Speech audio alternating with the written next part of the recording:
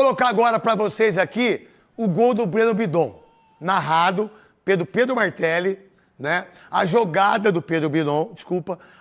O moleque é craque.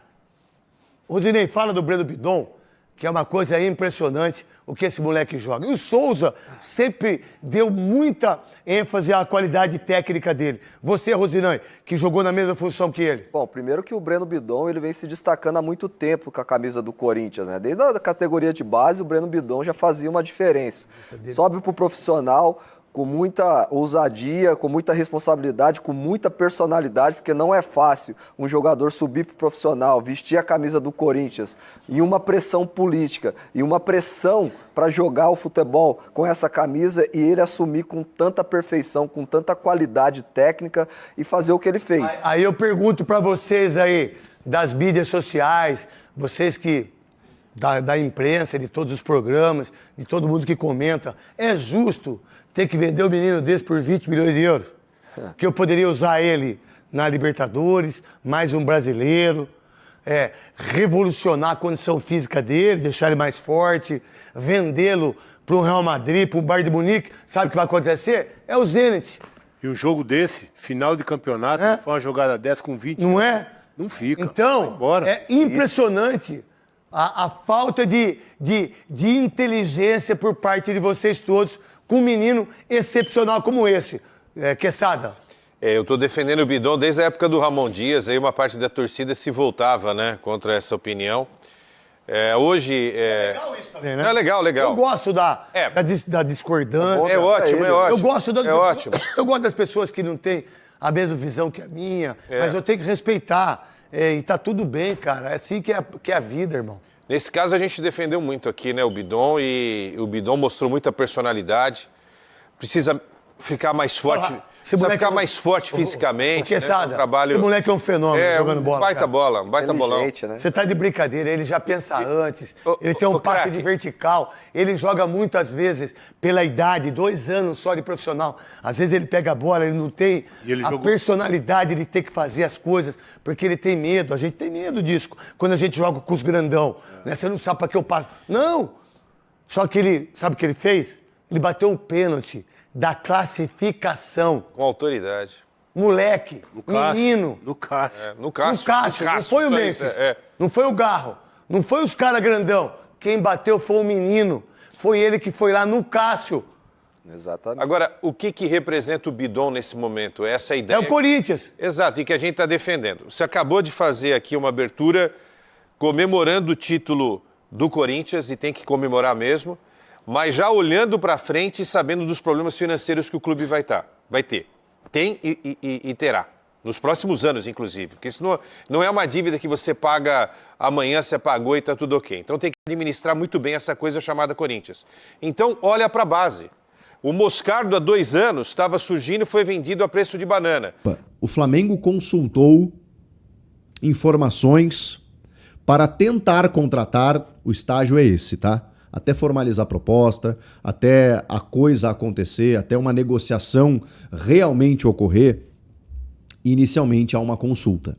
E o Flamengo consultou para saber mais informações a respeito de Breno Bidon, jogador de 20 anos do Corinthians. Inicialmente, as informações dão conta de que o Flamengo estaria disposto a pagar 15 milhões de euros pelo jogador. Eu vou ser delicado aqui, vou ser educado. Não! Não! 15 milhões de euros? Tá de sacanagem. Pelo amor de Deus. Pelo amor de Deus. A multa rescisória de Breno Bidon para o mercado nacional é de 370 milhões de reais. Para o mercado estrangeiro, de 100 milhões de euros. A multa é uma proteção, a gente sabe e tal, mas 15 milhões de euros representam hoje 94 milhões de reais. 1/3, pelo menos, do que vale o Breno Bidon. Tá bem, vamos lá. A gente tem que trabalhar com algumas coisas aqui. A realidade do Corinthians, que é calamitosa financeiramente, e o valor de mercado do jogador, que não é muitas vezes o clube que coloca, nem o comprador nem o vendedor, é o mercado. É um jogador de 20 anos, com capacidade sim para atuar no futebol europeu, no futebol internacional, que acabou de ganhar um título de expressão, uma Copa do Brasil, acabou de entrar num outro status dentro da história do Corinthians. A gente está falando de um moleque da base, de uma cria, de um filho do terrão, que simplesmente fez o drible mais espetacular da temporada numa jogada que resultou no gol do título do Corinthians da Copa do Brasil. Então este rapaz, ele está valorizado. Ele não tem nenhuma convocação para uma seleção principal, ele não tem sondagens de grandes clubes, sondagens até deve ter, tá? Não tem uma proposta, né, de grandes clubes da Europa e tudo mais. Então, isso tudo vai balizando o valor de mercado. Agora, 15 milhões de euros para o mercado interno, cara, eu não consigo aceitar isso como normal. O Breno Bidon é uma das fichas que o Corinthians tem para vender jogadores. A gente já sabia disso, eu falei disso para vocês, mas falava isso para vocês, elogiando o Breno Bidon, sendo fã do Breno Bidon, não imaginando o que ele pudesse fazer na reta final da temporada. Porque ele já termina 24 bem, tá? Ele já termina 24 bem no time, naquele time que alternava ou ele ou o José Martínez, né? Mas que tinha Ranieri, tinha Carrilho, Garro, Memphis, Yuri, que enfilera aquela sequência de vitórias a ponto de classificar o time para a Libertadores. Ele já termina o ano bem. Mas era o primeiro ano dele como profissional vindo de uma copinha no início do ano passado, retrasado, 24. Aí, 25, oscilou como todo time em algum momento, mas o Dorival transformou ele num jogador um pouquinho mais ousado, um pouquinho mais agudo, um pouquinho mais meia do que necessariamente volante, e ele foi se soltando até desenvolver aquilo que a gente finalmente acreditava que ele pudesse fazer. 20 anos também é um balizador para que você não venda um jovem de um valor tão acima para o mercado externo, porque os caras vêm aqui comprar jogadores antes de completar 18 anos, pagando 30, 40 milhões de euros. Então, isso também baliza o valor. Que mais? Todas essas situações, né, convocação de seleção, proposta de clube europeu, a idade, tudo isso influencia para você determinar um valor. E a necessidade do clube, né? Porque quando o Flamengo oferece 30 milhões de euros no Caio Jorge, o Cruzeiro fala assim, não estou precisando de dinheiro, não quero vender. Agora, quando chega a 15, 20, 25 no Corinthians, você pensa, estou precisando pagar um transfer ban, tem um valor bloqueado aí da Caixa, da premiação da Copa do Brasil, preciso pagar uma dívida aqui, outra ali e tal. Eu sei que deve balançar os dirigentes do Corinthians, mas eu não consigo ver com bons olhos você reforçar para o mercado interno, mesmo que o Inter tenha feito isso com o Vitão, por exemplo, mas acho uma situação diferente. E o Flamengo pagou, se fosse totalizar o valor do Vitão, que é um zagueiro do Inter, que quase foi rebaixado, 13 milhões de euros. É que o Flamengo não pagou isso porque abateu a dívida pelo Thiago Maia, que o Inter tinha, e o Flamengo pagou por 80%. Então deu 10 milhões de euros ali, abatendo a dívida, o Flamengo fez um pix de 5 milhões para o Inter. Mas porque o Inter estava desesperado e vendeu um zagueiro, mas se totalizar o valor de mercado do Vitão nessa negociação para o Flamengo, a gente está falando de 13 milhões de euros, de um zagueiro, de um time que quase foi rebaixado.